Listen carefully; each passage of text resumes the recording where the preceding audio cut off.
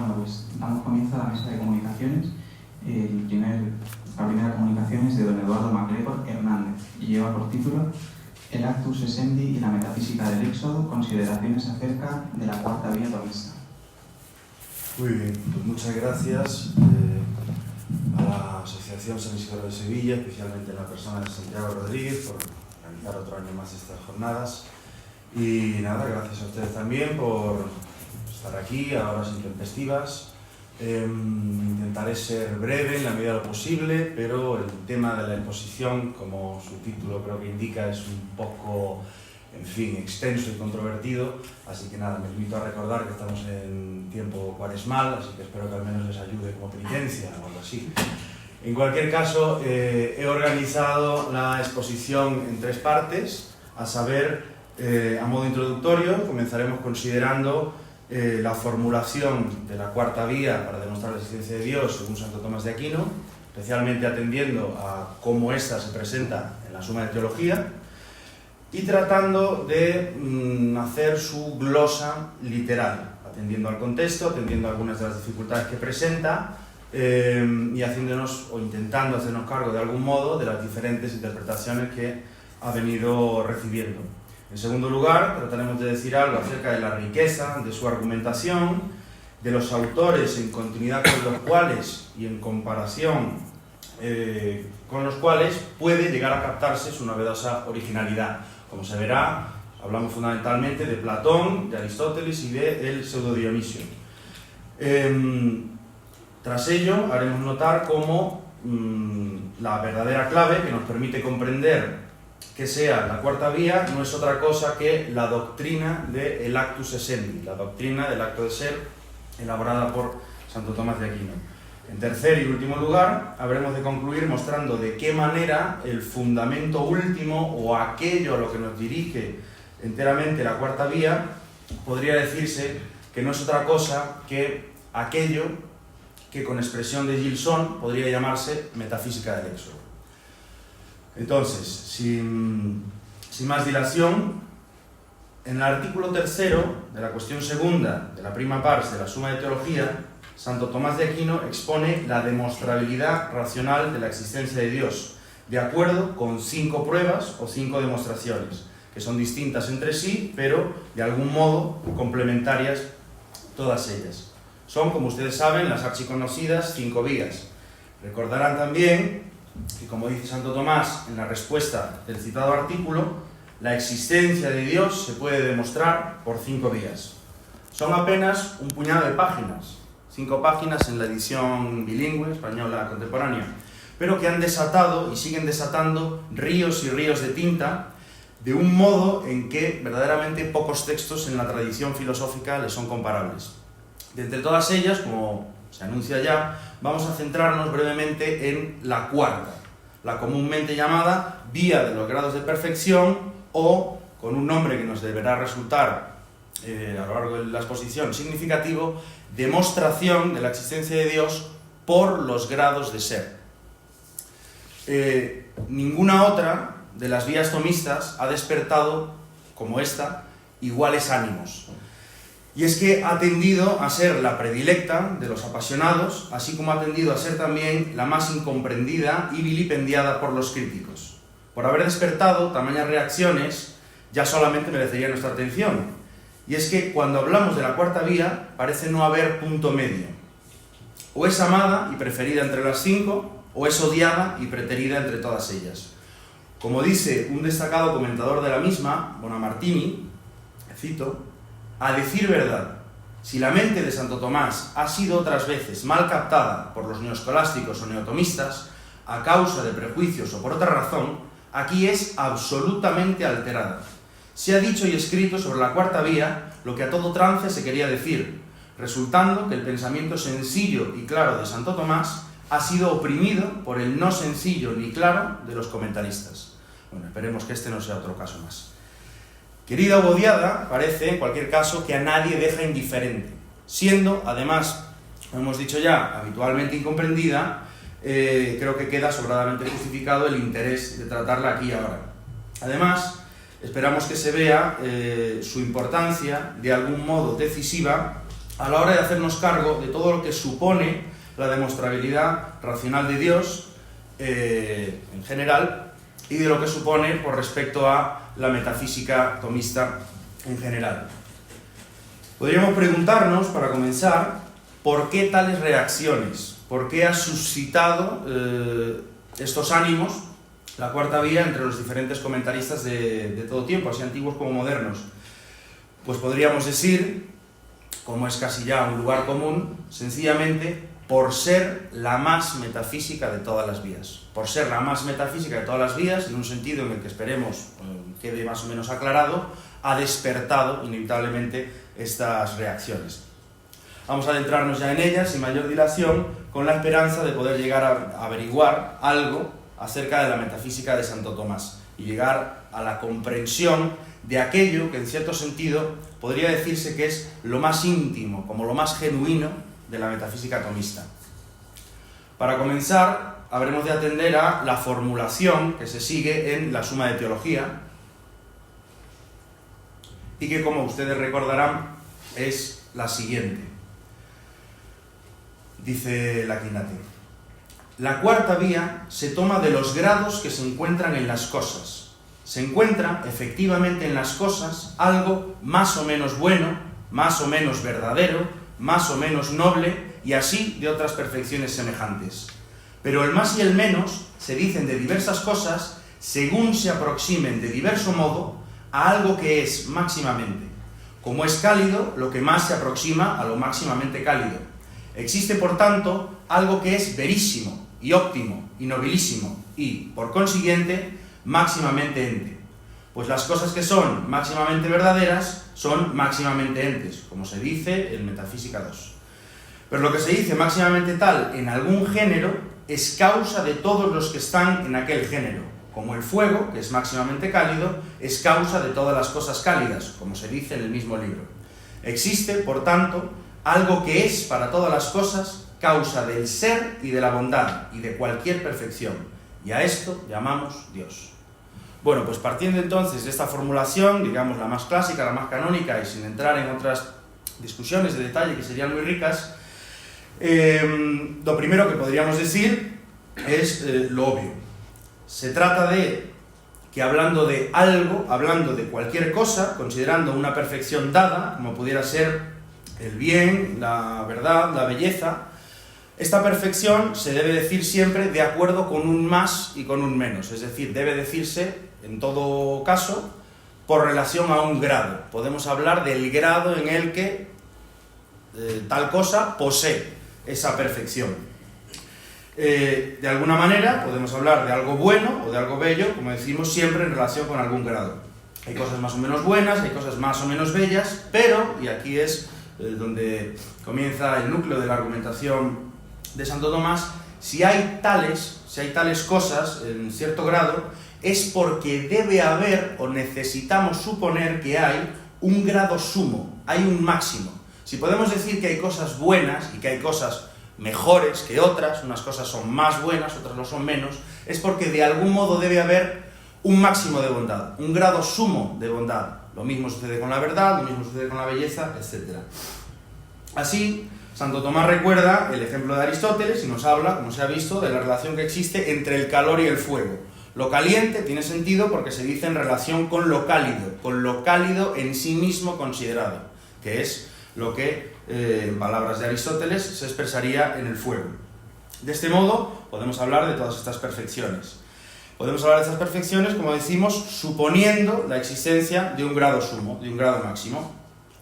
Se hace obvio, y como es sabido, se trata de un argumento a posteriori que, partiendo, digamos, de un hecho experimental completamente cierto y evidente, la existencia de cosas de diversos grados de perfección que hay en los seres, se remonta a la necesidad de un ser perfectísimo, de un ser que tenga esa perfección en grado sumo. Es decir, que la tenga por su propia esencia y naturaleza, sin haberla recibido de nadie, que sea por lo mismo la causa o el manantial de todas las perfecciones que encontramos en grados muy diversos en todos los demás seres. Pero el argumento no termina aquí. Podríamos continuar con la glosa e interesa hacer notar cómo Santo Tomás invocando precisamente la autoridad de Aristóteles, dice: existe, por tanto, algo que es verísimo y óptimo y nobilísimo, y por consiguiente, máximamente ente, pues las cosas que son máximamente verdaderas son máximamente entes. Es decir, aquellas perfecciones de las que se habla llegan a identificarse en grado sumo con el ente, con aquello que es. Y es que las perfecciones de las que aquí se está hablando, como ustedes sabrán, no son otras sino los trascendentales, precisamente los trascendentales del ser, aquellas propiedades que, como dice Aristóteles, se identifican en grado sumo con el ente, con aquello que es. Entonces, lo que está exponiendo aquí el doctor Angélico en la cuarta vía es cómo, a partir de los diferentes grados de perfección que encontramos en el ser de las cosas, considerando los trascendentales, podemos llegar a la afirmación del ser mismo. Si hay cosas bellas, hay belleza. Si hay cosas buenas, hay bondad. Si hay cosas verdaderas, hay verdad. Pero entonces, ¿qué es aquello que reúne en sí mismo la perfecta y máxima belleza, perfecta y máxima bondad, perfecta y máxima verdad y todas las otras perfecciones trascendentales que pudiéramos pensar? Pues dice el doctor Angélico, acabamos de leerlo, a esto es a lo que llamamos Dios. Entonces, Dios parece comenzar, por esta prueba, a entenderse como aquello que reúne en sí, de modo más perfecto, todas aquellas perfecciones que son los trascendentales. Porque Dios es máximamente ente, lo que en grado sumo tiene ser.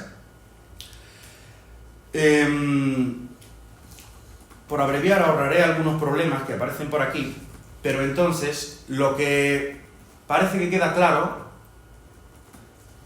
es que la vía de los grados de perfección nos conduce a la consideración de el ente, a la consideración de el ente en relación con los trascendentales y por tanto nos conduce a la consideración del ser, del problema del ser.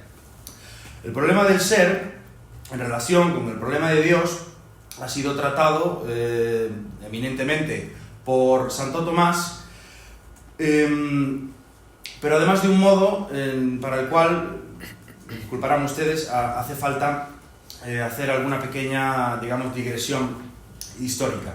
Debería decirse que la riqueza de la argumentación tomista, y especialmente el modo sumamente original y sutil con el que aquí está trazada, en ella lo primero que puede notarse es que hay una pluralidad, por así decirlo, de elementos que provienen de diferentes sistemas filosóficos. Y aquí, como hemos adelantado ya, nos interesa indicar especialmente tres. En primer lugar, nos interesa hacer notar cómo la presencia de Aristóteles es completa, ya se ha citado en el propio argumento de la prueba, y es que toda la estructura de la argumentación es formalmente aristotélica. En relación con la noción de acto, en relación con la noción de causalidad eficiente, en relación con la noción de causalidad ejemplar, en relación con la noción de género, que esto es lo que presentaría un cierto problema, pero que vamos aquí a omitir, y es que género está tomado en el texto de la vía en un modo, digamos, lato, en un modo que no es técnico, porque como ustedes saben, el ser no es en modo alguno un género, no es un género supremo, sino que es otra cosa.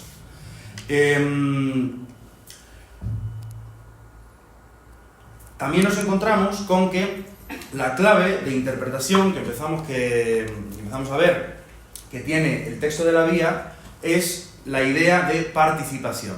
Y como sabrán ustedes también, la idea de participación es una idea originariamente platónica. La idea de participación, de methexis, es la idea mediante la cual Platón pretende resolver la relación que existe entre las cosas del mundo, los individuos concretos, los fenómenos, y las ideas que deberían actuar como arquetipos suyos. Así, una cosa concreta, considerada, por ejemplo, un vaso, participaría de la realidad de la idea de vaso, y de este modo podría quedar aclarado su ser, podría quedar aclarado. Esa noción de participación en el marco de la metafísica platónica es una idea bastante oscura, es una idea confusa, que da lugar a muchísimas dificultades y que, por decirlo así, solo traslada a otro nivel, pero no acaba de resolver el problema fundamental de la ontología platónica, a saber, la relación que existe entre lo múltiple, los diferentes vasos que pudiéramos considerar, y lo uno, la idea de vaso en este caso, entre lo cambiante y lo idéntico. Ahora bien, el modo en el cual Santo Tomás va a recibir la idea de participación no es, digamos, directamente de Platón, sino que la va a recibir pasada a través del tamiz de la filosofía neoplatónica y especialmente de la filosofía de Pseudo Dionisio.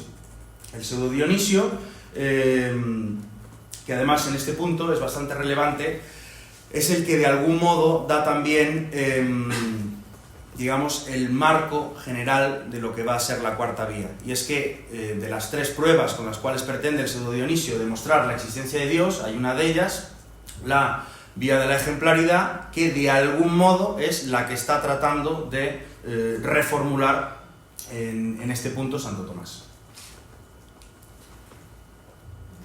Entonces, simplemente basta decir que sería difícil exagerar la importancia que tiene Pseudo Dionisio para la metafísica tomista, como se ve en esta cuarta vía queda bastante claro, y además podemos citar a Cornelio Fabro, que en su introducción al tomismo nos dice literalmente lo siguiente: especialmente en la atmósfera de los textos dionisianos, densos de profundas resonancias místicas y de continuas instancias de trascendencia, es donde Santo Tomás vivió aquella conciliación entre el platonismo y la verdad cristiana, que le daría la audacia de incorporar el principio metódico, no el método, del platonismo dentro de una metafísica elaborada y expresada con principios aristotélicos.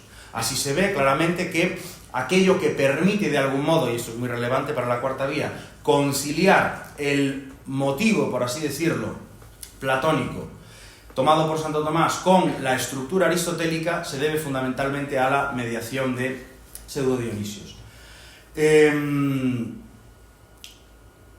Para ir abreviando, tendríamos que fijarnos entonces, hechas estas consideraciones, en que el modo en el cual va a abordar el problema del ser Santo Tomás y el modo en el cual necesitamos entender esto para entender la cuarta vía es a través de lo que se suele conocer como la distinctio realis o la distinción real entre la esencia de las cosas y el esse. Se suele traducir a veces por el ser o con una terminología, si se quiere, más moderna y más controvertida, por existencia. En cualquier caso, a través de la noción de participación, Santo Tomás procede a demostrar la creación de todas las cosas finitas por Dios y la distinción real en ellas de esencia y acto de ser. Es decir, los dos ejes de la metafísica del ser creado, como nos dice también Cornelio Fabro. Entendida de este modo, la idea de participación nos obliga prácticamente para su comprensión considerar aquella que puede llamarse, o que ha sido llamada muchas veces, la más tomista de todas las doctrinas de Santo Tomás, la doctrina del esse, o la doctrina del actus essendi, es decir, la doctrina del acto de ser. Si la noción de participación está fundada en la distinción real entre esencia y esse, descubrimos que se funda, por tanto, en la doctrina del acto de ser, en la doctrina del actus essendi. Pero, entonces, ¿qué es la doctrina del acto de ser? ¿Qué es el actus essendi? Pues dicho a velocidad de vértigo, tan rápido que casi asusta, el acto de ser significa que encontramos en los entes, en las cosas que son, que efectivamente son, pero no encontramos en ellas mismas la explicación de su propio ser. El acto por el cual algo es o llega a ser debe corresponderse al ser, al esse, al ser en sí mismo, al ser subsistente, es decir, a Dios. De este modo, el esse puede definirse técnicamente como el acto de todos los actos y la perfección de todas las perfecciones.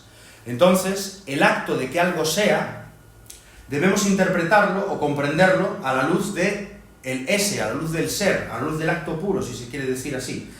Del esse, en tanto aquello de lo cual todos los entes participan. El esse, el ser, es por tanto el fundamento del ente y a eso es a lo que llamamos Dios. ¿Qué es un ente? En definición técnica, el ente es aquello que tiene esse, aquello que tiene ser. Ens est id quod habet esse. ¿Qué quiere decir todo esto en relación con la cuarta vía? Pues en relación con la cuarta vía quiere decir que aquellas cosas que sensorialmente conocemos y aquellas cosas en las cuales podemos captar o reconocer sus perfecciones, considerando su acto de ser, es como podemos llegar a su fundamento, es como podemos llegar a aquello que permita darles explicación. Por referencia a la cuarta prueba, podemos decir, el grado entitativo nos lleva a un primero al que como tal están referidos causalmente todos aquellos que por no ser primeros le están subordinados. Recordamos aquí entonces lo que dijimos al principio, y es que otro de los nombres que recibe la cuarta vía es el de prueba por los grados del ser. Entonces, llegando ya hacia el final, y termino lo antes posible,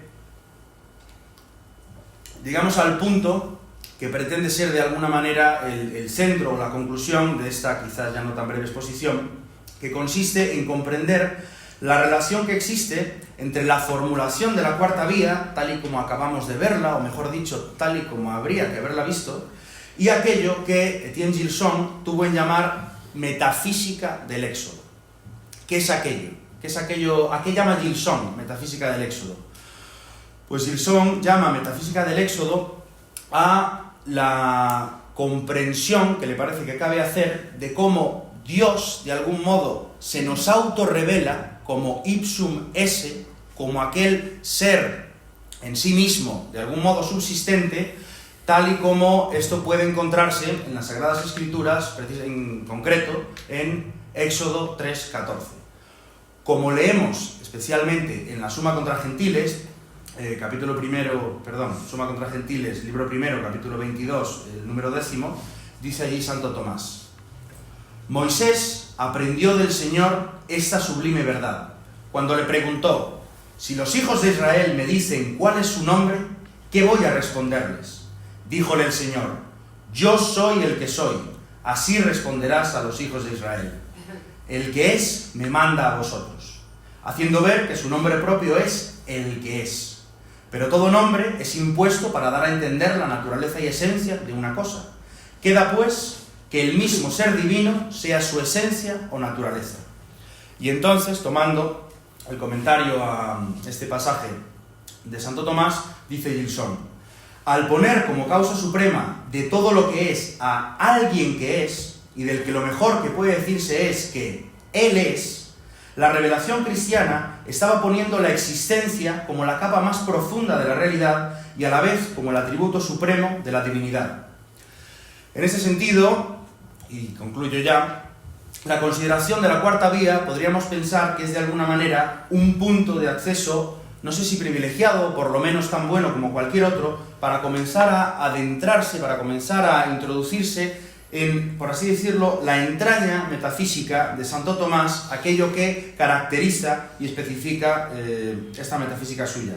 Atendiendo al descubrimiento más genuino del doctor Angélico, la doctrina del acto de ser, del actus essendi, y con ello a la distinción real entre esentia y esse. Como hemos visto, a la idea de participación. También podríamos continuar aquí diciendo a la idea de analogía y otras tantas cosas que podrían ser, digamos, reconstruidas o a las cuales podríamos introducirnos precisamente continuando a través de este camino.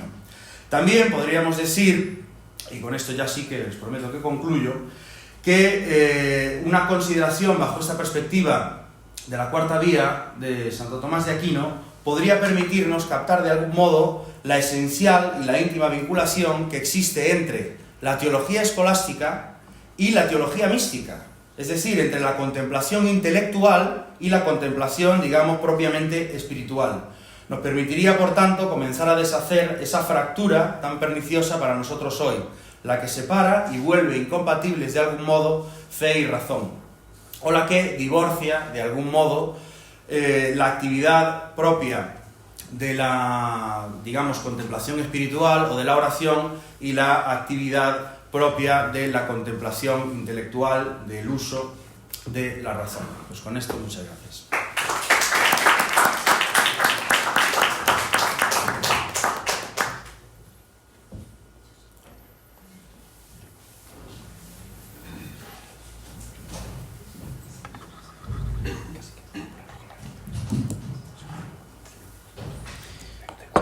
Muchas gracias. Pasamos a la segunda comunicación de don Juan Ignacio Fernández de Freud, que lleva por título ¿Dónde está Dios?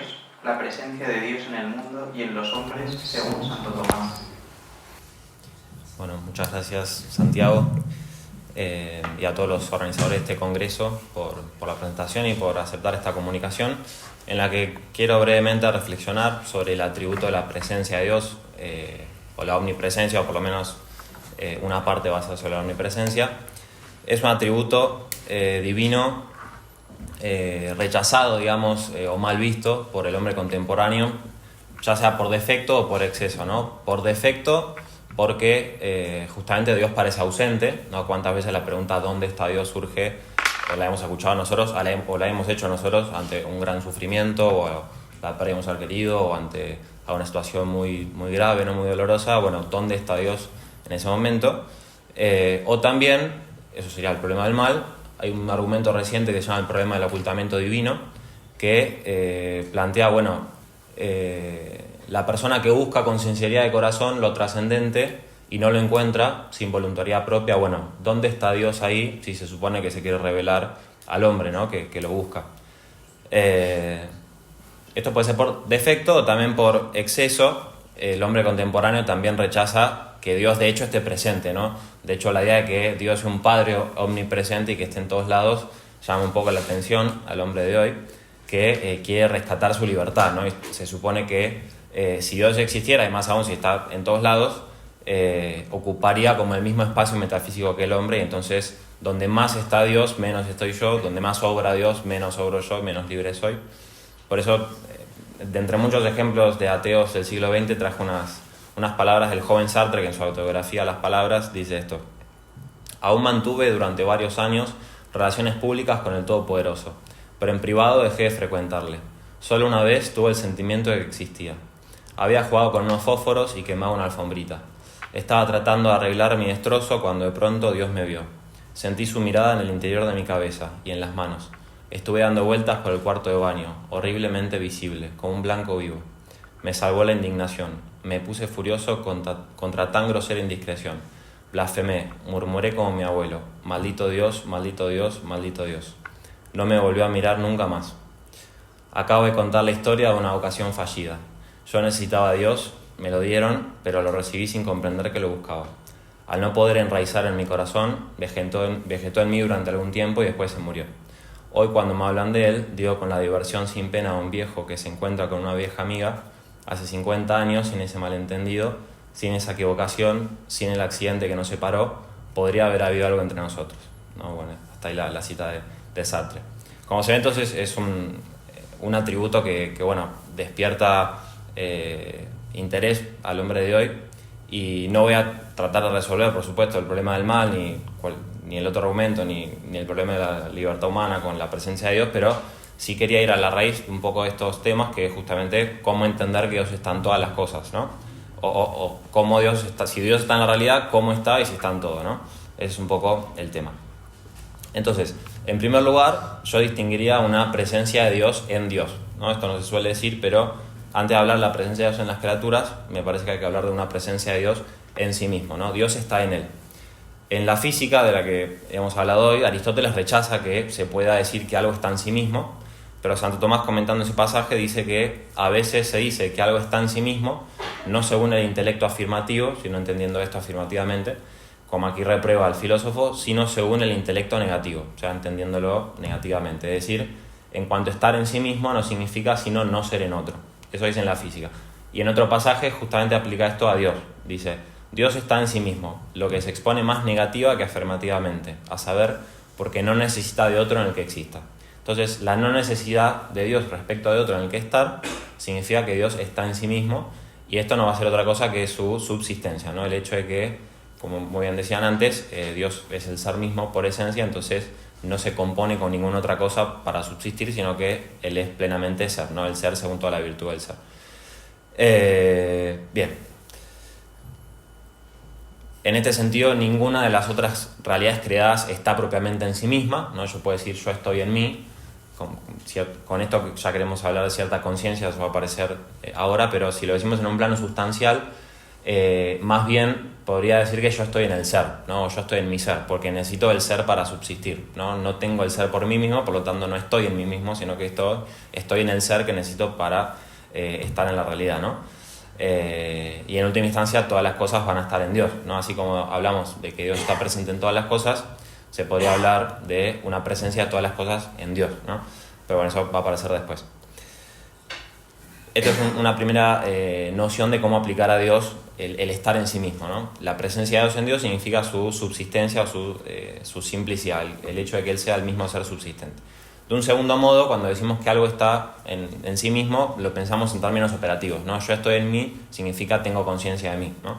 Bueno, en relación a Dios también, ¿no? Cuando decimos que Dios está en Él, significamos que Dios habita en Él por el conocimiento del amor. Si Dios está en sí mismo por la operación, porque lo conocido de amado está en quien conoce y ama. Entonces, dice Santo Tomás, si te preguntas dónde habitaba Dios antes de que existieran los santos, porque en los santos habita porque lo conocen y lo aman, diríamos que habitaba en sí mismo, dando por supuesto de que Dios se conocía y se amaba, ¿no? O se conoce y se ama eternamente. Entonces, conocerse y amarse implica en Dios una presencia según la operación, y de acuerdo a esta presencia cognitiva afectiva, Santo Tomás, siguiendo a los padres, especialmente San Agustín, intenta vislumbrar, cuanto la razón iluminada por la fe puede, el misterio de la Trinidad, ¿no? El fruto de la presencia de Dios en Dios, como lo conocido y amado en quien conoce y ama, no es otra cosa que la doctrina del Verbo que es engendrado del Padre y el Espíritu Santo que procede de amor del Padre y del Hijo. Esta presencia interna de Dios, que es su felicidad, porque la posesión perfecta de sí mismo lo hace feliz, es la que Él quiere comunicar a las criaturas.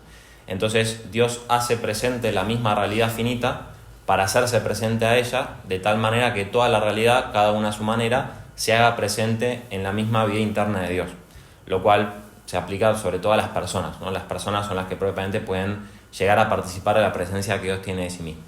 Bien, esta era como una primera parte de fundamento, porque sin esto no se entiende lo que viene.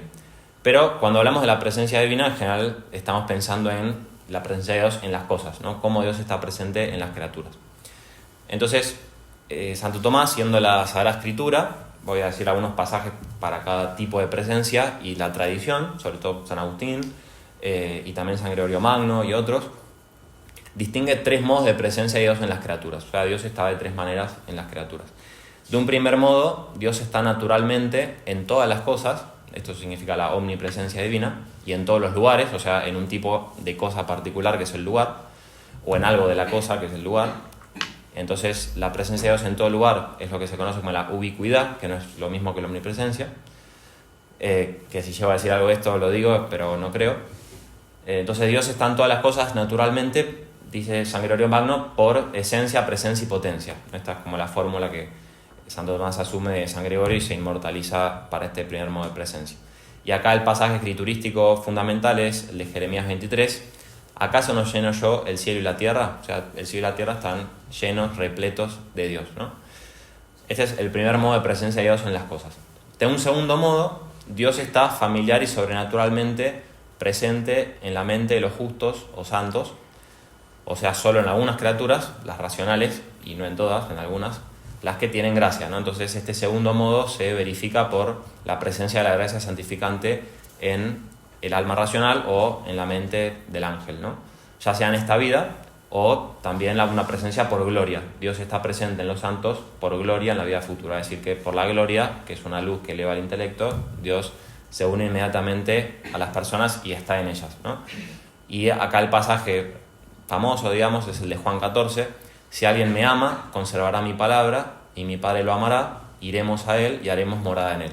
O sea, la Trinidad, en la medida en que el hombre, por gracia, lo puede amar, y lo puede amar a la Trinidad y conocer a la Trinidad, por ese amor y esa palabra, el Padre ama a la criatura y en ese sentido va hacia ella. Acá está el tema de las misiones divinas, las personas divinas son enviadas a las criaturas y hacen morada en ella. Entonces Dios no solo está en las personas, sino que por la gracia puede habitar en ellas, o sea, puede entrar en una relación íntima de conocimiento y amor. De un tercer modo, Dios está hipostáticamente en un único hombre singularísimo, que es nuestro Señor Jesucristo, también por gracia, pero una gracia privativa de Él, que es la gracia de unión, ¿no? Entonces, por eso también se dice que es un tercer modo de presencia de Dios en la criatura por unión, ¿no? Por la misma unión hipostática, la naturaleza divina y la persona misma del Verbo se unen a una naturaleza humana. Y acá una cita que podría colocarse es la de Colosenses 2, en él inhabita corporalmente toda la plenitud de la divinidad. Esto es la misión visible del Hijo o el misterio de la encarnación. Esta es la idea fundamental de la ponencia, tener presentes esos tres tipos de presencia divina. Ahora quería profundizar por lo menos en la primera y si me da tiempo en alguna más. Entonces, en relación a la primera, que San Tomás trata principalmente en dos lugares, en las sentencias distinción 37 y en la cuestión 8 de la primera parte de la Suma, dice Santo Tomás: Dios está esencialmente en todas las cosas, sin embargo no de tal modo que se mezcle con las cosas como parte de alguna cosa, ¿no? O sea, yo me pregunto, ¿Dios está en este vaso? La respuesta es que sí, pero Dios no está en el vaso como el plástico, por ejemplo, está en el vaso, estructurando, componiendo al vaso, ni tampoco como el agua está en el vaso, porque el agua está como siendo contenida por el vaso, ¿no? Dios está en una cosa como conteniendo a la cosa, ¿no? En ese sentido es más bien el vaso el que está en Dios, ¿no? Santo Tomás usa muchas veces la analogía del alma con el cuerpo, ¿no? Por herencia cartesiana solemos pensar que el cuerpo está, que el alma está en el cuerpo, como encerrada en el cuerpo o algo por el estilo, y Santo Tomás muchas veces dice que es más bien al revés, es el cuerpo el que está en el alma, porque el espíritu es más grande metafísicamente, entonces contiene aquello en lo que está, ¿no? Entonces el alma, más que el alma estar en el cuerpo, es el cuerpo el que está en el alma. Bueno, acá sucede algo semejante. Entonces, Dios está en las cosas, pero no están las cosas como decimos que cualquier otra cosa creada está en la otra, justamente por el estatuto metafísico diferente que Dios tiene, ¿no? Entonces su manera de estar en otra cosa es diferente de como yo o cualquier cosa puede estar en otro lugar o en otra cosa, ¿no? O como mis partes están en mí. Y en la Suma entonces aclara, Dios está en todas las cosas, no ciertamente como parte de la esencia o como accidente, sino como el agente está presente en aquello en lo que actúa. Entonces la omnipresencia se fundamenta en la presencia de la causa en el efecto. Si Dios obra en la creación, está presente en la creación. Entonces, ¿dónde está Dios? Que es la pregunta que nos hacíamos. Dios está donde actúa. Luego Dios está en todo porque actúa en todo, porque todo en la medida en que es ente, como muy bien decían antes, tiene ser, por lo tanto necesita que Dios esté ahí, ¿no? Entonces, la operación divina funda la presencia de Dios en las cosas. Por su operación Dios une la criatura hacia sí, comunicándole su semejanza y tocándola con su poder. Santo Tomás usa este verbo, ¿no? Tocar. Y para fundamentar esta tesis de que por la acción causal divina Dios está en las cosas, Santo Tomás dice que esta acción es simultánea, inmediata y permanente o continua, ¿no? O sea, Dios obra simultáneamente al efecto, Dios obra inmediatamente en cada efecto y Dios obra permanente o continuamente en todas las cosas. Y entonces por la presencia inmediata, permanente y simultánea de Dios en la creación es que Dios está todo en todas las cosas, simultánea, inmediata y permanentemente, ¿no? La simultaneidad, acá hay que distinguir la simultaneidad que puede haber entre una causalidad física y su efecto físico. Por ejemplo, si yo tomo el vaso y lo muevo, mi mano es simultánea al vaso, pero solamente por contacto, ¿no? En realidad no ocupan el mismo sitio, ¿no? Sino que hay una contigüidad local. Pero en las criaturas espirituales, como no están sujetas a la cantidad, por ejemplo, mi voluntad quiere mover mi mano para que mueva el vaso, mi voluntad sí está donde está mi mano, ¿no? Porque no la toca simplemente desde afuera localmente, sino que la mueve como en y a través, ¿no? Desde dentro. Bueno, la acción divina es semejante, ¿no? Es simultánea al efecto porque está fuera del lugar, que es espiritual. A su vez, la acción divina es inmediata. Siguiendo el ejemplo, si yo con mi mano quiero mover el agua que está en el vaso, mi mano como causa está inmediatamente en donde está el agua porque la mueve a través del vaso, ¿no? El vaso funciona como mediador de la causalidad. Dios, en cambio, no comunica el ser, por lo menos en el acto creador primero, inmediatamente a través de otras cosas, ¿no? Santo Tomás rechaza metafísicas avicenianas donde los últimos efectos conseguían el ser como una especie de cascada a través de los entes superiores. Para Santo Tomás es Dios que no solo causa el ser en general, el ser común o el ente común, sino que causa el ser particular de cada cosa. Esto no significa que todas las cosas accedan al ser por creación, porque hay cosas que empiezan a ser por generación o movimiento, lo que sea, sino que más allá del acceso al ser que tengan las cosas, el hecho mismo de que tenga ser, la causa de ese ser es inmediatamente el poder conservador de Dios, justamente porque lo explicaban antes que el ser es un acto que se compara con la esencia como potencia, ¿no? Y entonces no se explica desde la misma esencia de la cosa, y entonces necesita una causa distinta que sea el ser por esencia y la produzca inmediatamente en cada cosa. Por eso dice Santo Tomás, Dios no solo está inmediatamente presente en el cuerpo celeste, es decir, en las causas universales, sino también en las cosas más ínfimas, ¿no? Y otra tesis de Santo Tomás es el ser de cualquier cosa y de cualquiera de sus partes es causado inmediatamente por Dios, por el hecho de que no sostenemos según la fe, y agrego yo tampoco según la razón, que algo cree sino Dios, y crear es dar el ser, ¿no? Entonces Dios da el ser inmediatamente a cada cosa. Y por último, la omnipresencia de Dios en toda la realidad se debe a la permanencia o continuidad de la acción divina en cada efecto. Si yo quiero servir agua en este vaso, lo sirvo y no lo tomo y me voy y el agua va a seguir estando, ¿no? La causalidad de vertir agua es una causalidad que influye en el hacerse del llenado del vaso, pero una vez que cesa la acción, el efecto permanece y yo me puedo ir, ¿no? Bueno, así no es la acción divina, sino que Dios es una causa essendi, no es una causa del ser, no solamente del hacerse de la cosa, es decir, las cosas no solamente necesitan de Dios para que se hagan, sino también para que permanezcan siendo, ¿no? Bien.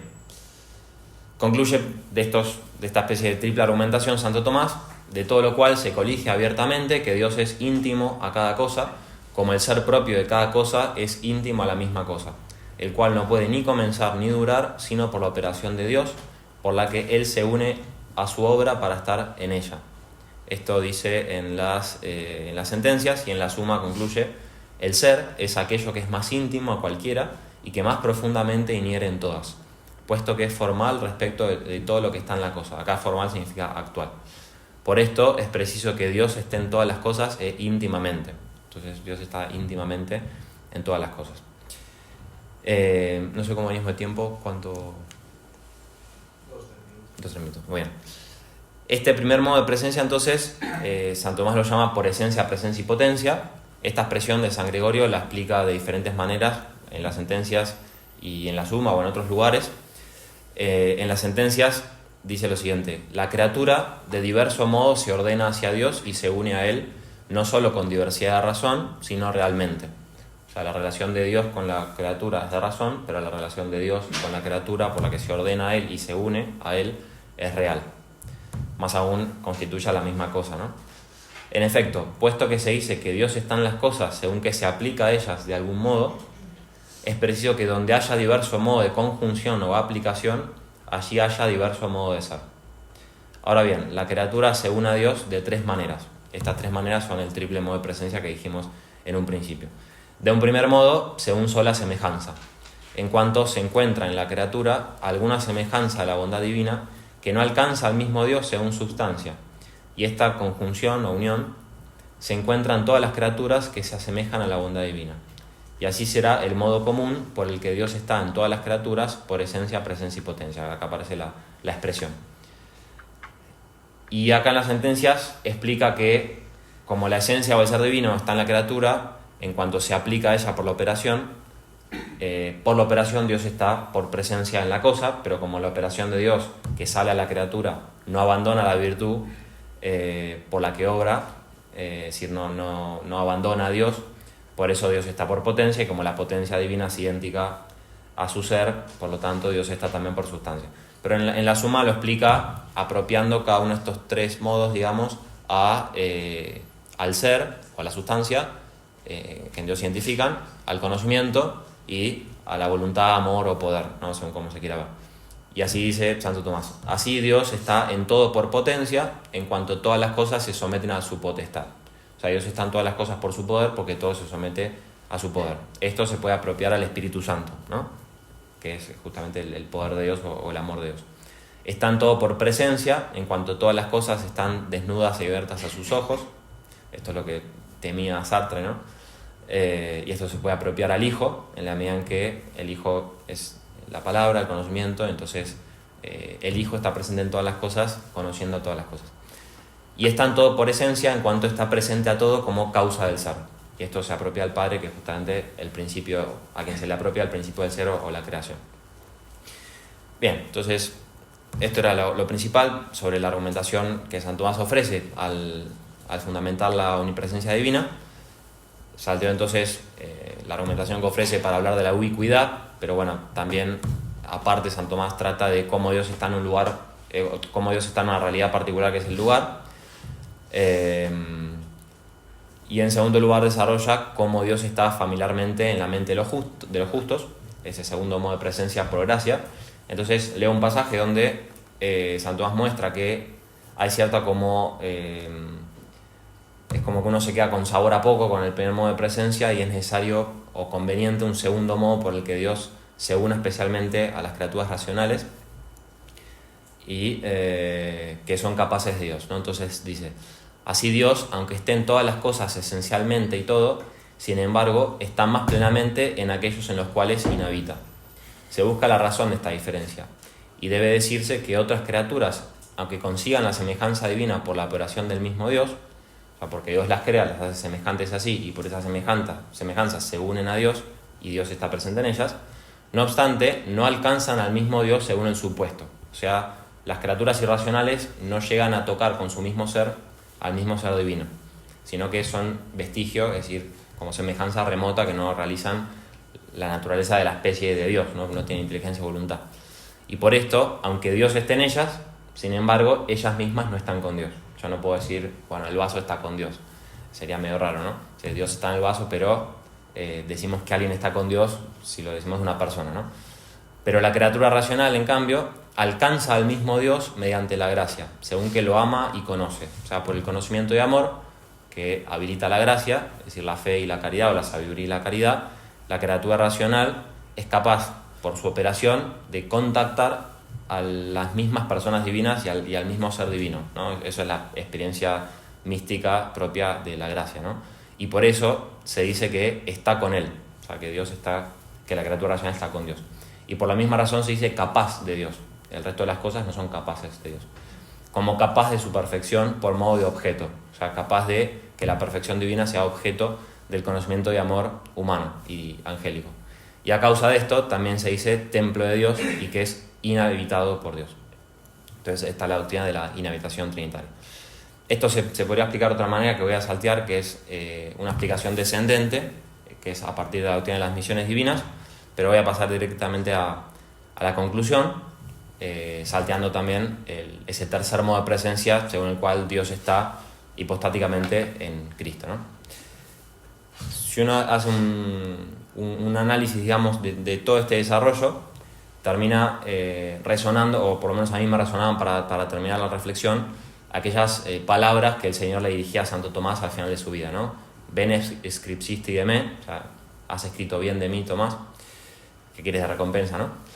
Entonces, si uno se toma en serio estas palabras, el Señor le está diciendo a Santo Tomás que escribió acerca de él. O sea, ¿de qué escribió Santo Tomás? Bueno, materia y forma, muchas cosas, pero escribió acerca de Jesús, ¿no? Se lo dice él. Entonces, en primer lugar, Santo Tomás habló del Hijo, que es Dios, el mismo ser subsistente y que está en el corazón del Padre, como su palabra eterna, no una palabra cualquiera, sino una palabra que inspira amor, el Espíritu Santo. En segundo lugar, habló del Hijo, por quien fueron creadas todas las cosas, porque en el Padre sostiene todo, como se dice en Hebreos. El Hijo entonces está en todas las cosas, en cuanto Dios da al ser a todos según su intelecto, porque es un agente libre. Y en tercer lugar, Santo Tomás habló acerca del Hijo, bueno, Santo Tomás, maestro de la verdad, ¿no? Y la verdad es Cristo, entonces maestro del Hijo, que sale del seno del Padre y viene al mundo asumiendo visiblemente la naturaleza humana, tomada de la Virgen, el tercer modo de presencia, en quien está el Señor, ¿no? El ángel le dice a María, el Señor está contigo. Santo Tomás, comentando el Ave María, dice, esto es lo más noble que se pueda decir a alguno, ¿no? Es decir, que el Señor está con él. para habitar invisiblemente en las mentes de los fieles, según una palabra de fe y sabiduría que nace del corazón del creyente y que inspira un afecto de caridad a Dios, a sí mismo y al prójimo. Bueno, muchas gracias.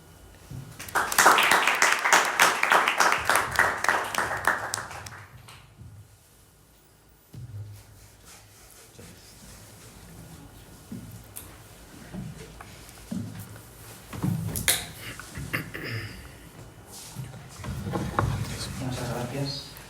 Pasamos a la siguiente comunicación de don Javier Escandel Millán, que lleva por título De las insuficiencias del atomismo. Muchas gracias.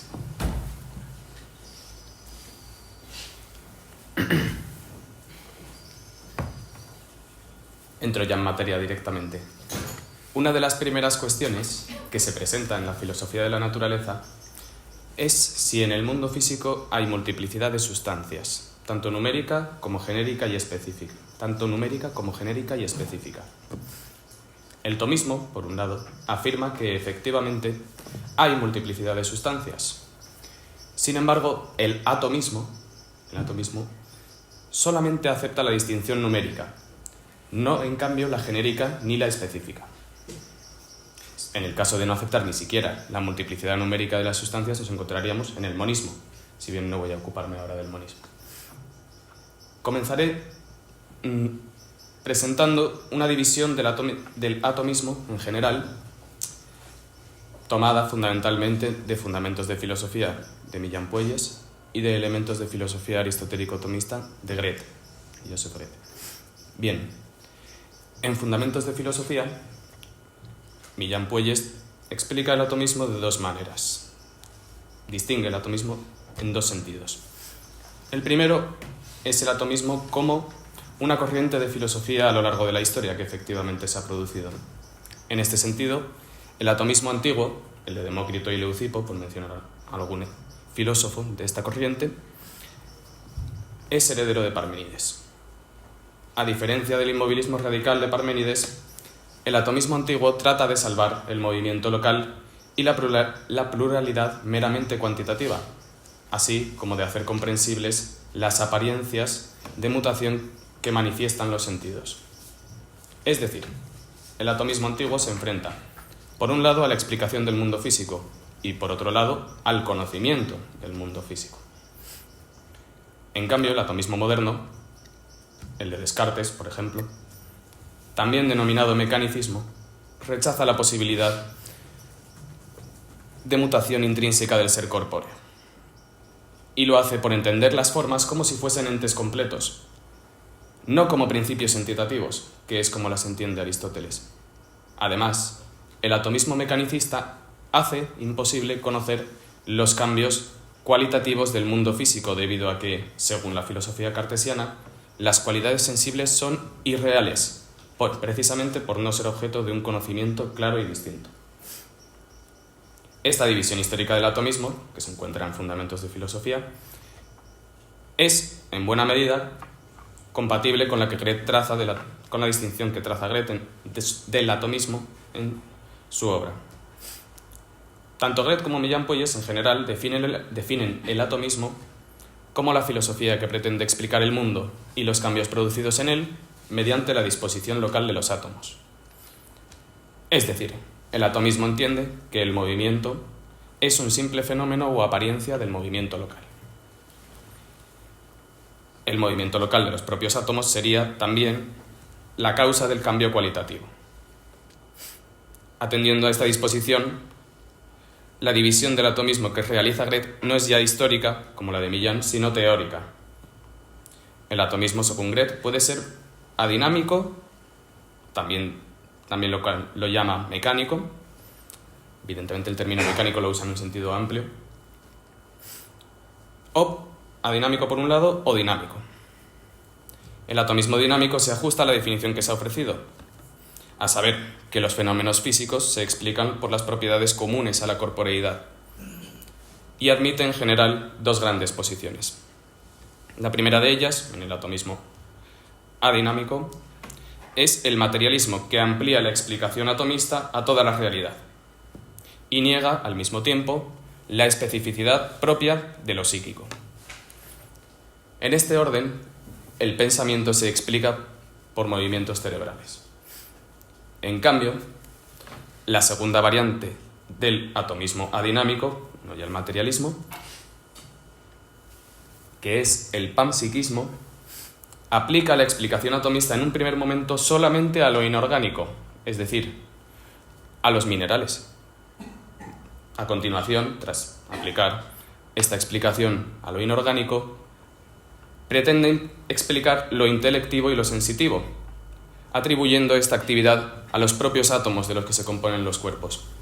Es decir, el atomismo panpsiquista extiende lo psíquico, en último término, a toda la realidad.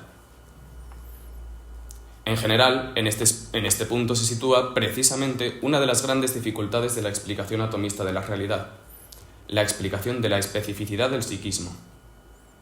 Esto respecto al atomismo dinámico.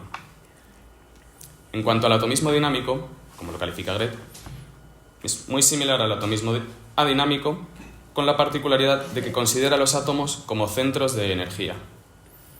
De tales centros de energía procedería el cambio, incluido el cualitativo. Por lo tanto, el esquema trazado del atomismo es doble. Desde un punto de vista histórico se puede clasificar el atomismo en antiguo y moderno, y desde un punto de vista teórico se puede distinguir entre un atomismo adinámico y uno dinámico. El atomismo dinámico, a su vez, según trate los fenómenos físicos, puede ser materialista o panpsiquista. Esta es, en general, la distinción del atomismo. Ya en esta distinción y en la definición que se ha ofrecido del atomismo se observa una serie de puntos ante los que el atomismo parece ser una explicación deficiente y contraria al aristotelismo defendido por la filosofía tomista. Son los siguientes. 1. En el mundo no hay distinción ni genérica ni específica de las sustancias, solamente numérica. 2. En el cambio cualitativo, la alteración queda reducida a un fenómeno o apariencia del movimiento local. 3. Al no poder dar razón suficiente de la alteración, el atomismo tampoco puede explicar completamente el conocimiento de tal cambio. 4. Se niega la mutabilidad intrínseca del ente, dado que no se tiene en cuenta, al igual que Parménides, la idea del ente en potencia. En quinto lugar, la actividad sensitiva y la intelectiva se convierten o en efectos del movimiento de los átomos o queda directamente extendida a toda la realidad. Y en sexto y último lugar, se eliminan las formas en la explicación del cambio, ya sea cuantitativo o cualitativo. Que el atomismo no admite una distinción genérica y específica de las sustancias queda evidenciado en el intento de derivar tipos estables a partir de la disposición de los átomos. Por tipos se entiende conjuntos estables de propiedades. Adviértase el adjetivo estables. En el mundo, en efecto, hay cambio, pero también hay estabilidad, por ofrecer un ejemplo en el peso atómico de los elementos químicos. Además, hay que añadir que los tipos, los conjuntos estables de propiedades, son neta y abruptamente distintos entre sí. Esto es patente si se considera la tabla de los elementos químicos. Dichos elementos son distintos entre sí no solo por una diferencia en el número de protones, electrones o neutrones que lo integran, sino que difieren en las propiedades que tienen. Así, el hidrógeno se comporta de manera distinta al helio, y el carbono tiene propiedades distintas de las del torio. Es decir, la estabilidad y las diferencias en los tipos apuntan a diferencias específicas y, por consiguiente, en último término, a las formas. Al fin y al cabo, la estabilidad no puede fundarse en la contingencia. Una posible salida, para no llegar a esta conclusión, se encuentra en el ocasionalismo, es decir, en la afirmación de que los tipos, estos conjuntos estables de propiedades, los mantiene Dios. Ahora bien, ello supondría que no hay esencias o naturalezas de las cosas. En segundo lugar, profundizando en estas insuficiencias del atomismo, debe afirmarse que el atomismo explica un efecto, a saber, la alteración, por una causa insuficiente, esto es, el cambio topográfico. Ello es contrario a la experiencia y es también insuficiente para explicar la propia experiencia. como señala Millán Puelles en Fundamentos de Filosofía. Y cito: nuestro conocimiento del ser físico pone de manifiesto cambios cualitativos, mutaciones distintas a la simple traslación. No solo vemos que los cuerpos se desplazan, percibimos también que modifican sus propiedades sensibles, incrementando o disminuyendo su intensidad y aun cambiándolas por otras muy opuestas. Y así acontece que no solo advertimos, por ejemplo, mutaciones del grado del color que un cuerpo tiene, lo que era azul intenso se hace de un azul pálido, sino también de un color a otro distinto, lo que era rojo se torna azul.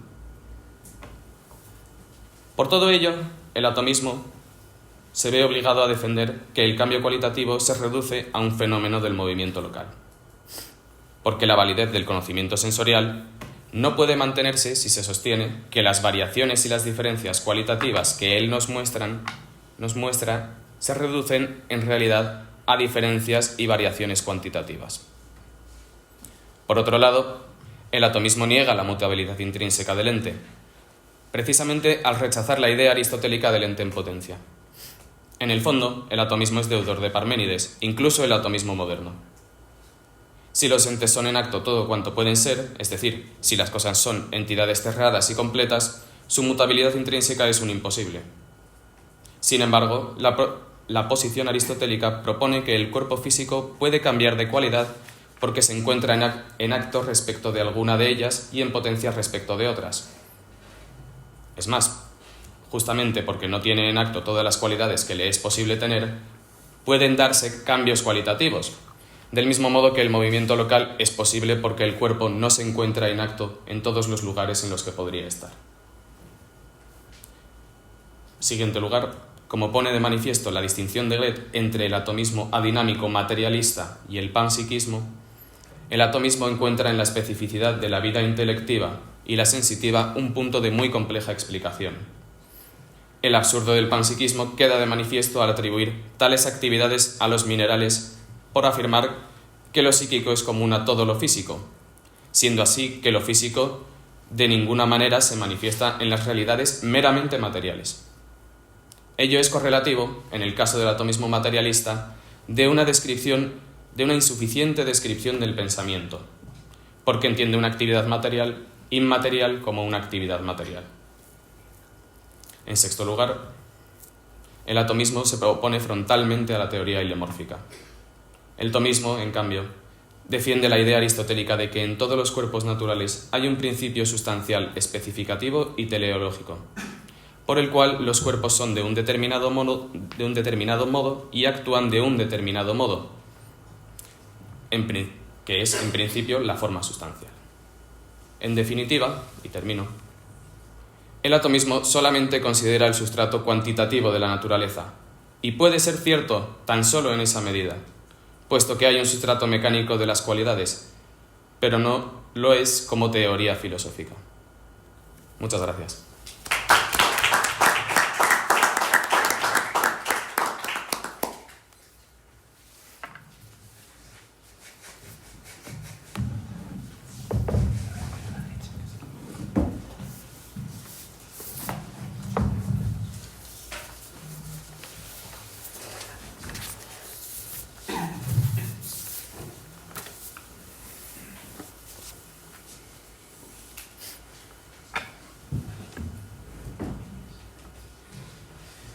Muchas gracias. Pasamos a la siguiente comunicación de don Andrés Aguilar López, que lleva por título Consideraciones sobre la vida extrafilosófica de un filósofo católico. Buenas tardes y muchas gracias de antemano por su atención, que espero que no sea especialmente esforzada en esta ocasión. El título de la comunicación puede parecer un poco chocante, pero justificaré tal extrañeza. El primer autor con el que yo empecé a introducirme en el tomismo y realmente también en la filosofía fue Joseph Pieper. Y Joseph Pieper tiene un libro, no sé si especialmente conocido, pero desde luego muy significativo de lo que es su filosofía, que es El ocio y la vida intelectual. En El ocio y la vida intelectual no se habla explícitamente de un contenido metafísico, parece más bien que se habla de aquello que es esta contemplación en el conjunto de la cultura. Esta es otra línea que también se observa de otra forma en una teoría de la fiesta. Por lo cual, esto a mí me ha servido como un cierto acicate intelectual que ha estado siempre por debajo de todo lo demás. ¿De qué modo? La metafísica es un saber que cuanto más se penetra en él, más teórico demuestra ser. Entonces puede parecer que tienen razón aquellos que dicen que el metafísico se aleja totalmente de la vida ordinaria. Pero sin embargo, parece que hay un aspecto en el cual no se aleja. Esto es lo que quiero analizar aquí. Ese aspecto extrafilosófico de la vida de un filósofo católico. El filósofo católico, o si queremos, para simplificar, simplemente el metafísico, no es una persona que vive al margen de la vida. ¿Bien? No sé si me dará tiempo a decir todo lo que quiero decir. En cualquier caso, cuento con su benevolencia de antemano. A modo de introducción de la presente cuestión, debemos precisar a qué nos referimos en general con vida extrafilosófica. Dentro del cultivo de la metafísica, siempre desde una perspectiva tomista, no se incluyen cuestiones relativas al tenor de vida de aquel que la cultiva.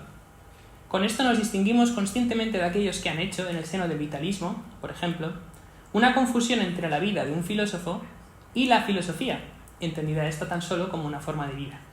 Este parece ser el caso de Ortega, el cual enmienda el carácter primero de la metafísica anteponiendo la vida al ser, a fin de lograr una sospechosa superación de la tradicional oposición entre realismo e idealismo. La filosofía de Heidegger parece incurrir en lo mismo, ya que la interpretación restrictivamente hermenéutica del ser del Dasein implica que su ser no sea más que el fruto de la historicidad. De este modo, y esto es lo importante, se ha privado a la metafísica o a cualquier forma de conocimiento primero que herede la función de fundamentación de la metafísica de su especificidad propia. Un hecho que da cuenta de esta confusión es la pérdida del carácter netamente teórico de la metafísica. Esta pérdida se observa también en el ámbito de la filosofía segunda, o de la física, según la denominación aristotélica. Añado aquí que, después de la conferencia pasada del profesor Antoni Prevosti, espero que la cuestión quede más clara y, sobre todo, más fundamental. En esta física, o en esta manera moderna de entender los aspectos que Aristóteles englobaba bajo ese término, la teoría se toma por modelo y la práctica por intervención experimental. El nominalismo está presente en ambas confusiones. Cuando se ha perdido el fundamento real de la abstracción, toda inducción queda referida a una arbitrariedad, tolerada en un modelo que aspira a ser constantemente superado. Dicho de otra forma, no tiene ningún tipo de fundamento en la realidad, más que tal vez el afán investigador del propio investigador. Y la práctica se confunde con la técnica por la indistinción de la intimidad humana con el fruto de su trabajo. Aquí tomo trabajo en un sentido amplio. ¿Bien?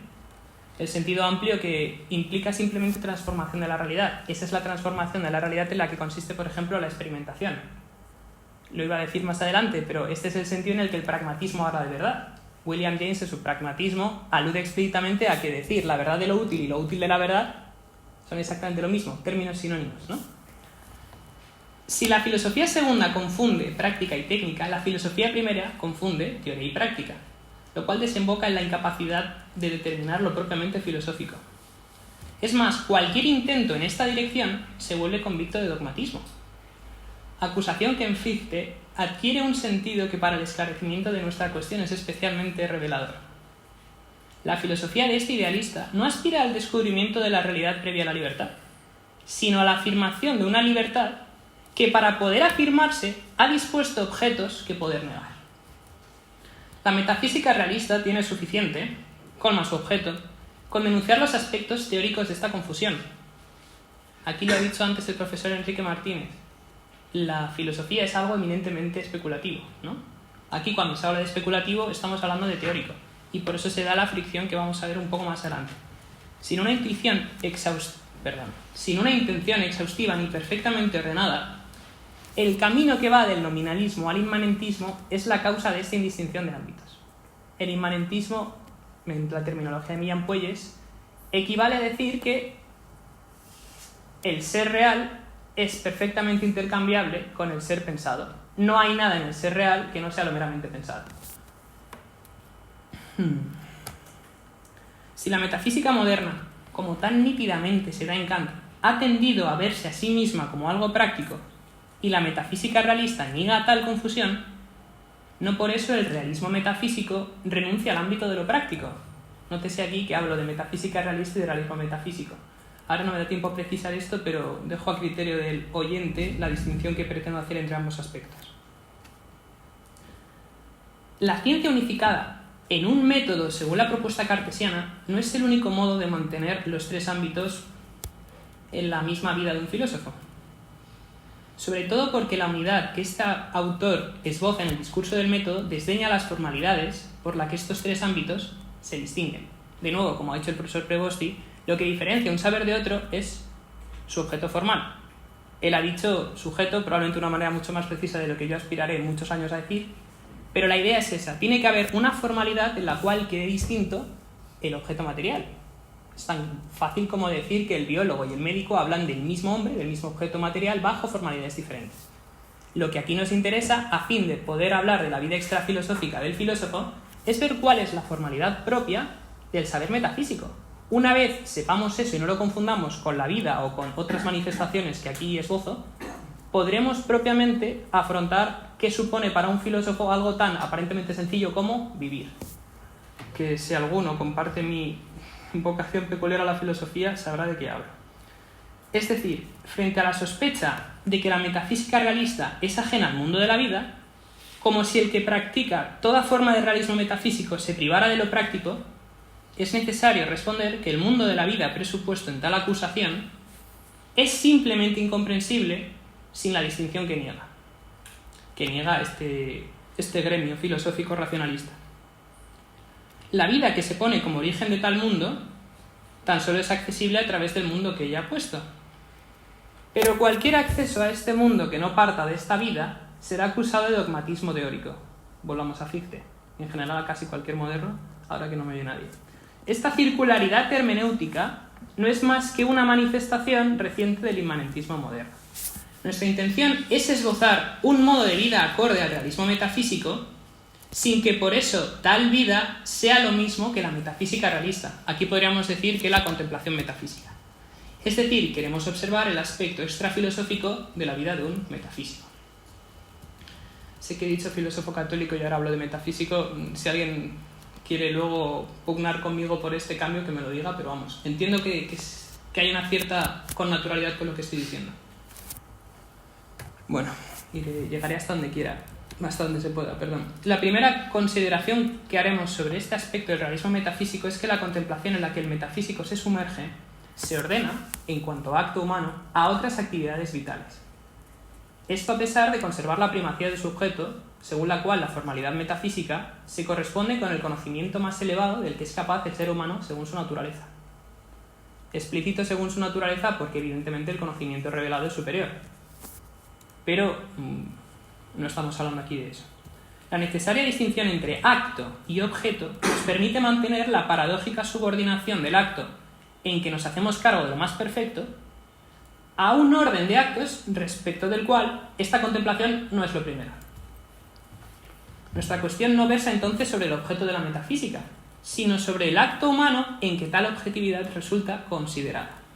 Ahora bien, esto no significa el análisis de dicho acto en su consistencia metafísica, porque en tanto acto es un tipo peculiar de ser. Debemos considerar tal acto en el seno de la actividad humana, ya mencionado, que por otro lado se corresponde con la vida tal y como la entienden los adversarios del realismo metafísico.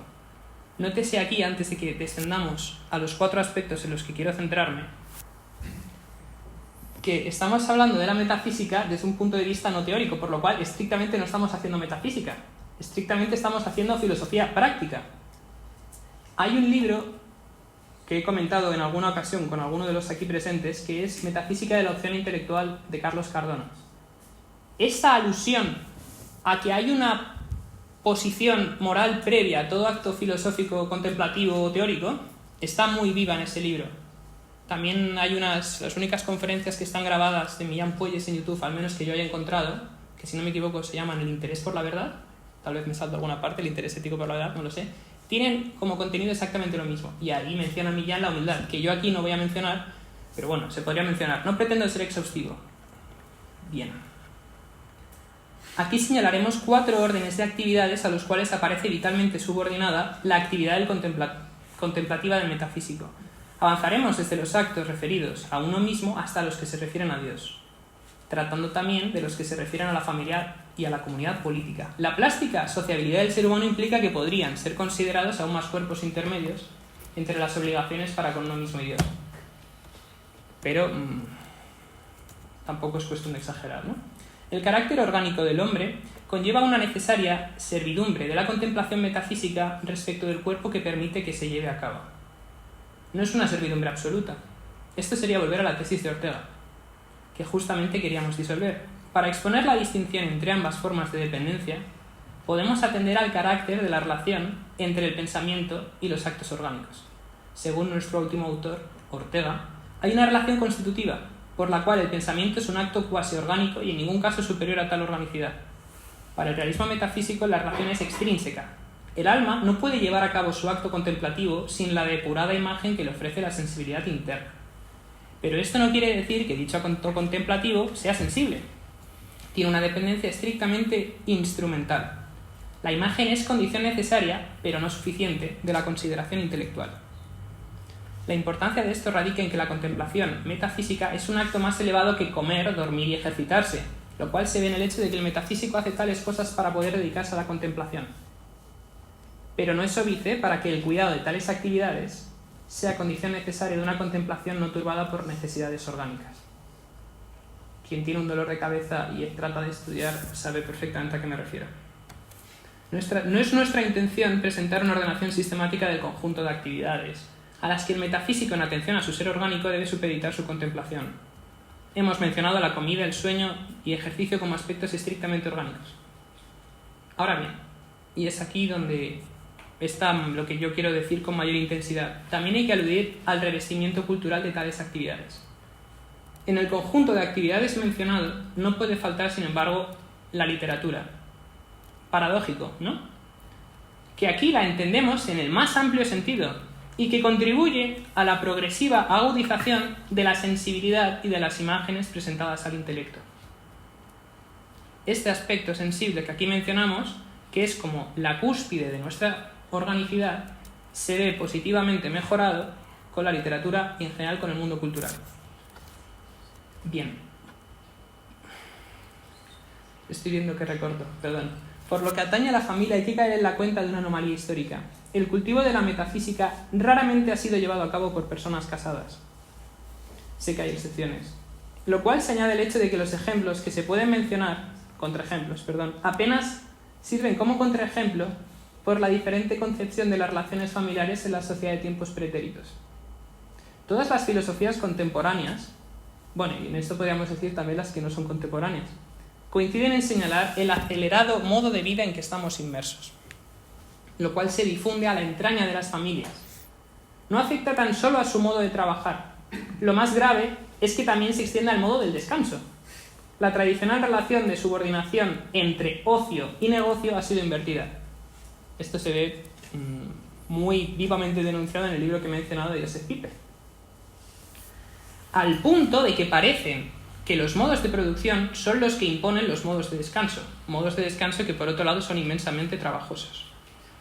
Si a esto se suma un llamado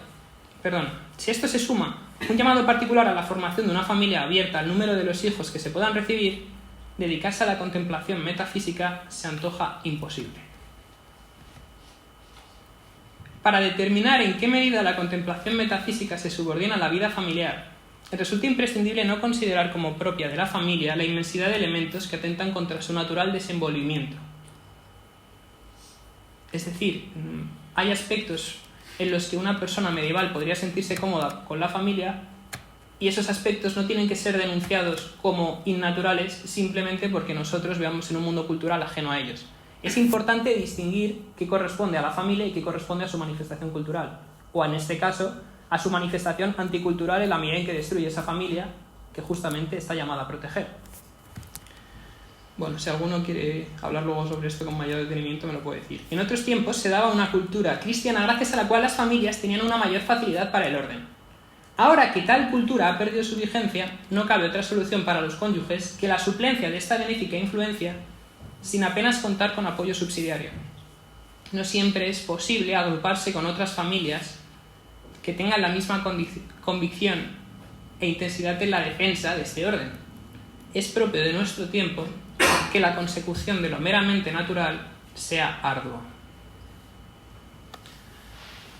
La contemplación metafísica se subordina a la vida familiar en la medida en que su cultivador también necesita de unos vínculos familiares para su felicidad.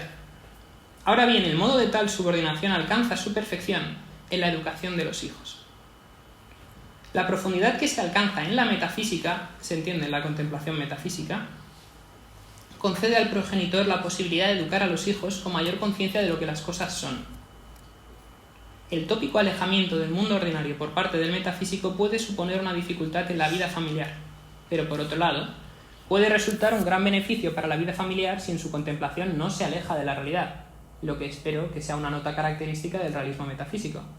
La raíz de la dificultad está en las exigencias que la contemplación metafísica tiene, no solo por parte del que la vive, sino ante todo para los que con él conviven. Estas exigencias suponen tranquilidad, mucho orden y tiempo para estudiar. Tal vez un ejemplo un poco inadecuado sea el que se da entre tener un coche que consume poco y pequeño y un coche que consume mucho y es muy grande, ¿no?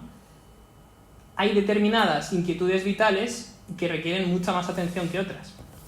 Bien, viendo el tiempo que me queda, voy a saltarme los aspectos que había propuesto entre la política y Dios y voy a saltar directamente al último de los aspectos.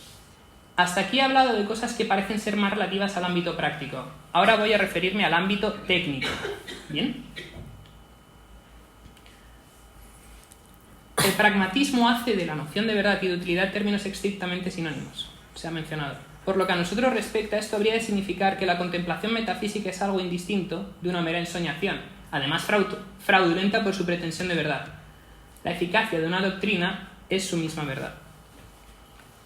Ahora bien, esta eficacia de una doctrina, es decir, su plasmación en lo que podríamos decir un mundo cultural, es justamente lo que nosotros estamos poniendo como fin, aquello en lo cual la contemplación metafísica se subordina, ¿no? Aquel aspecto por el cual podemos ver que la contemplación metafísica se subordina al orden de actividades que hemos dicho. El ser de lo técnico se diferencia del de lo práctico y del de lo teórico por su trascendencia respecto del entendimiento al que debe su forma. El artífice es causa ejemplar del artefacto, lo que es lo mismo que causa formal extrínseca. Ahora bien, no son solamente artificios aquellos que antiguamente serían objetos de artes serviles. Lo que caracteriza a tales artificios es el sujeto receptor de la perfección impuesta por el artífice, que es una sustancia material. O sea, el clásico ejemplo de la estatua y el escultor, ¿no? El escultor impone la forma a una materia. Esa materia no deja de ser bronce. En esa medida, eso es un objeto artístico. Pero cuando hablamos de una cosa como la cultura, que queremos que aquí resulte perfeccionada por la sutileza del metafísico, no dejamos de hablar de un artefacto. Tomemos como caso paradigmático lo que ocurre en una palabra. A un sonido se le añade un significado, de tal manera que tal sonido pasa luego a ser conservado en la imaginación, junto con tal significado.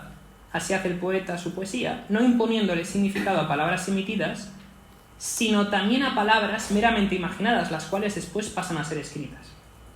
Del mismo modo que las palabras son depuradas a fin de cumplir mejor con su función de portar el significado, y esto es justamente el cometido de las artes liberales, en un sentido amplio, el conjunto de la cultura también puede y debe ser perfeccionado.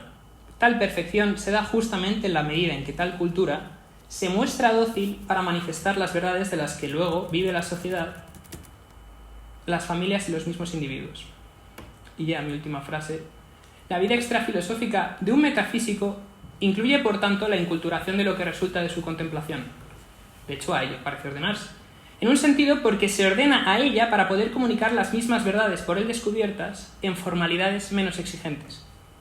Pienso, por ejemplo, en el Mester de Clerecía. Me fascina. En otro sentido, se ordena también porque necesita sumergirse en tal cultura para poder acceder a aquello de lo cual será abstraído su objeto metafísico. Y con esto agradezco mucho su atención.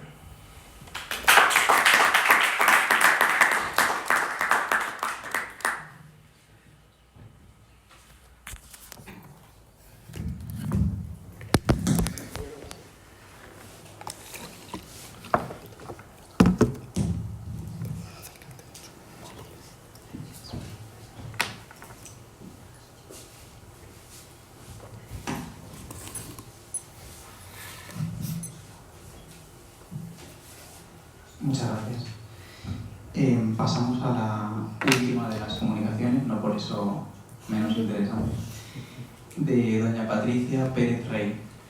Lleva por título Acerca de la amistad, confluencias y controversias entre Aristóteles y Santo Tomás de Aquino. Bueno, pues muchas gracias, Santiago, por la presentación. La verdad es que es un placer poder tocar este tema rodeada de amigos en este contexto que es la Asociación San Isidoro de Sevilla, que tantos frutos está dando, ¿no? Llevamos por el 8º congreso y tantos otros frutos que muy bien conocemos, y bueno, es un placer estar aquí con vosotros. Mi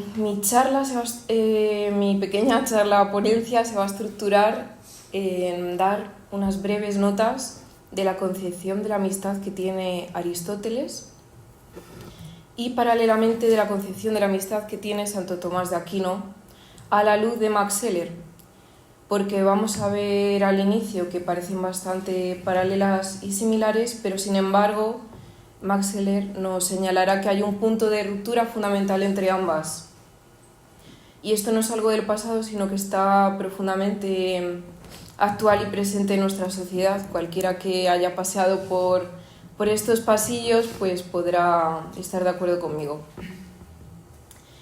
Y bueno, primeramente Aristóteles habla en la Ética Nicómaco, libros 8 y 9, sobre la amistad, y para él rotundamente es lo más importante en la vida del hombre, ¿no? Porque por mucho que el hombre esté colmado de dones y bienes materiales y espirituales, si el hombre no tiene un igual con quien compartir todo ello, pues de nada le sirve, ¿no? No puede alcanzar la felicidad, la eudaimonia, si no es compartiendo todos esos bienes con un igual. ¿Pero qué es la amistad en concreto?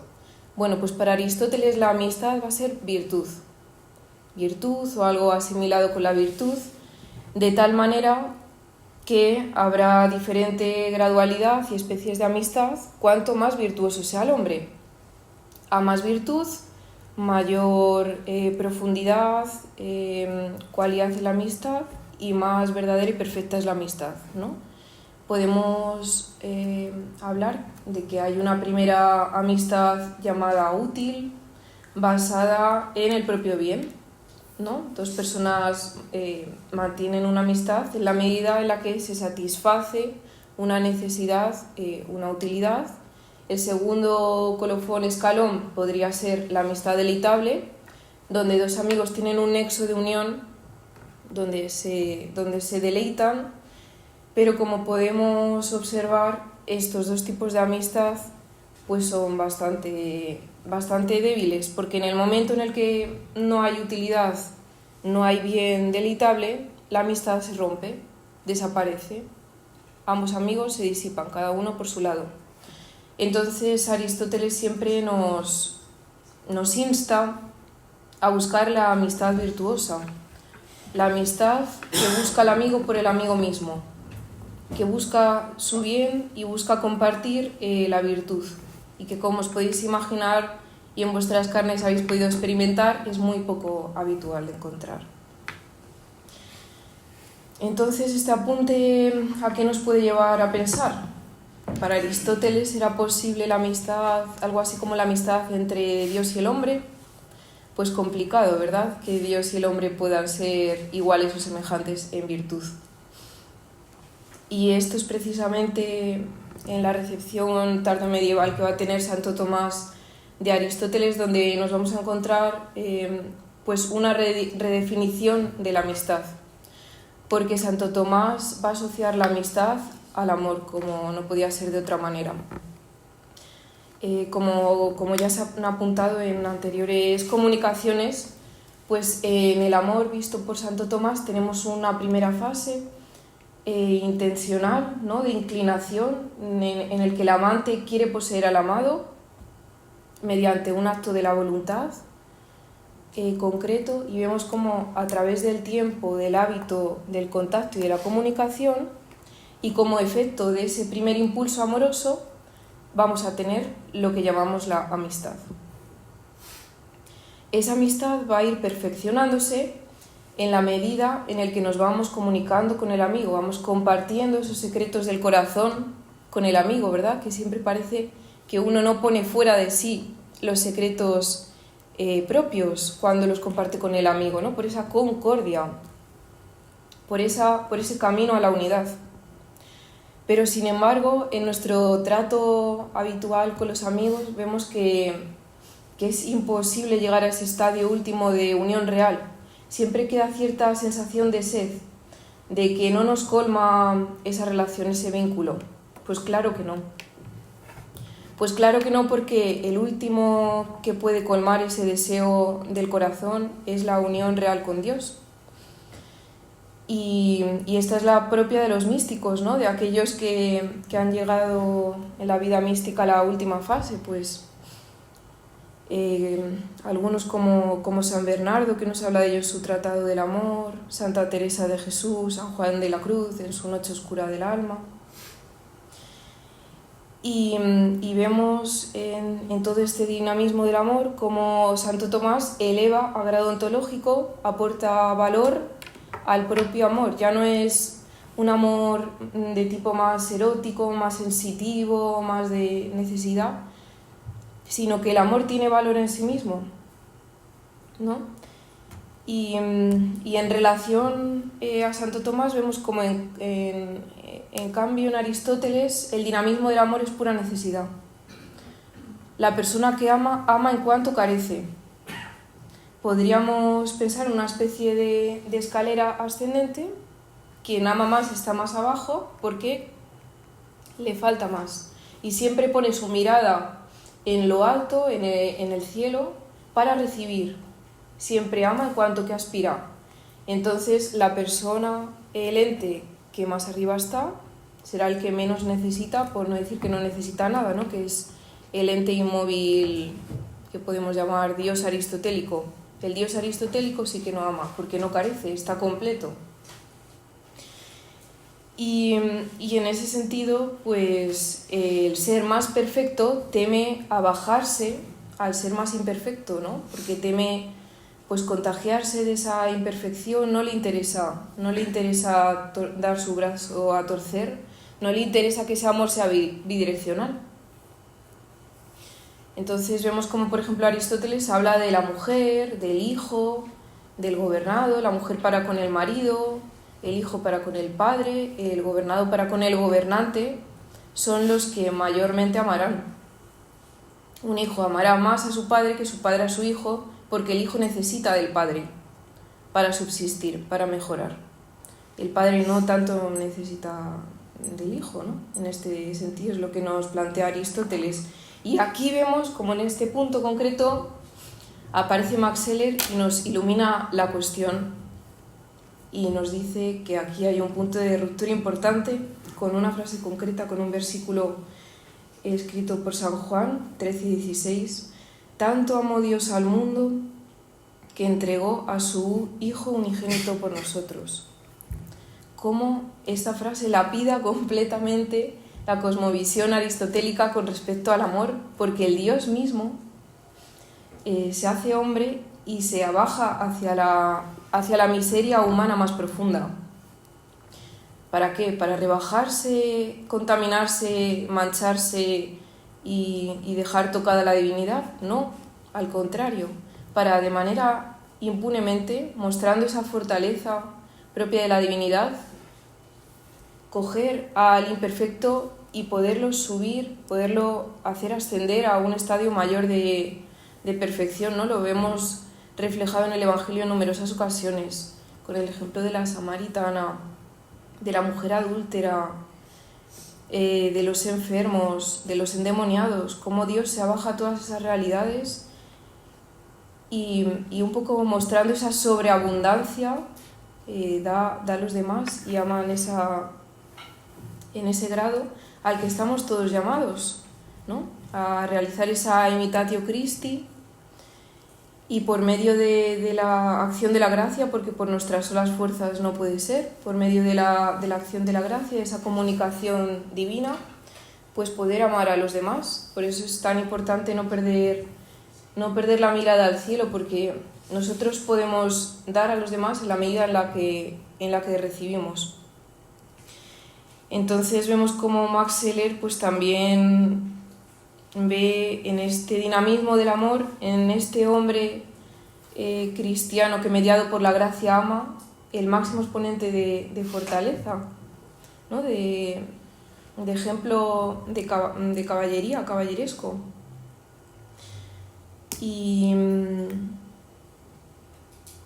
vemos cómo pues, es Dios el que primero nos ama, ¿no? Y que nosotros pues, podemos amar en la medida en la que recibimos de Dios, porque Dios, si es algo, desde luego que es pura caritas, ¿no? Deus caritas es, como dijo Benedicto XVI. Y bueno, pues este breve apunte es un llamamiento también a todos a poder ser imitación de Cristo y poder, en la medida de la gracia recibida, pues poder amar a los demás como Él nos amó primero a nosotros. Muchas gracias.